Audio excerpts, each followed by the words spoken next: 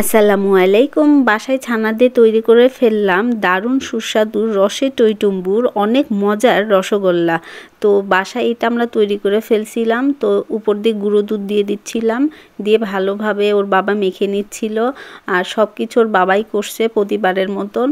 তো মিষ্টি বানানোর জন্য হাতে যেন ছানা লেগে না যায় এই জন্য গরম করে ঘি নেওয়া হয়েছে, কারণ ঘি তো সবসময় ফ্রিজে থাকে।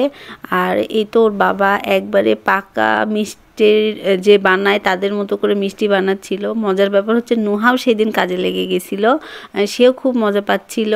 আর সে প্রত্যেকটা কাজে খুবই আগ্রহ দেখায়, এজন্য আমরা ওকে কাজ করতে মানে উৎসাহ দেই, সে খুব মজা পায়। এইদিকে বাবা মেয়ে টুকটুক করে অনেকগুলো মিষ্টি বানাই ফেলছিল। তো এভাবে দুইজন মিষ্টি বানানো কমপ্লিট করে ফেলতেছে আস্তে আস্তে। আর এই তো নুহা আমাকে দেখাচ্ছিল যে সেও মিষ্টি বানাইতে পারে, মাশাল্লাহ ভালোই ছিল। তো এই তো মিষ্টি বানানো প্রায় শেষের দিকেই ছিল। তো তারপর রেডি একবারে। রস বানানোর জন্য আমরা পানি নিয়ে তার ভিতর মশলা দিয়ে দিছিলাম, আর তারপর প্রায় 3 মগের মতন আমরা চিনি দিছিলাম।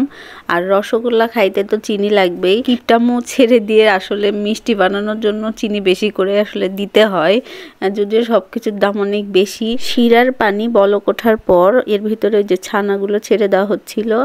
তো ওর বাবা আস্তে আস্তে দিচ্ছিল, না হলে ভেঙে যাবে। আর দেওয়ার পরে একটু একটু নাড়ানাড়ি করা হয়, তারপরে ঢেকে দেওয়া হয়েছিল। তো একটু পরপর আমরা ঢাকনা দিয়ে এভাবে ঢেকে আবার তুলে তুলে একটু একটু করে মানে নাড়া দিচ্ছিলাম। মাশাল্লাহ মিষ্টিগুলো হালকা হালকা করে মানে তার আকার চলে আসতেছিল। তো এইভাবে অনেকক্ষণই লাগছিল মিষ্টি বানাইতে। তো মাশাল্লাহ দেখতে অনেক সুন্দর হয়েছিল, খাইতে মাশাল্লাহ ভালো হয়েছিল। আজকে এই পর্যন্তই। হ্যাঁ, সবাই ভালো থাকবেন। ইনশাল্লাহ আবার একটা ভিডিও নিয়ে আসবো। আর মিষ্টির শেপ কেমন আসছে অবশ্যই কমেন্ট করে জানাবেন। আল্লাহ হাফেজ।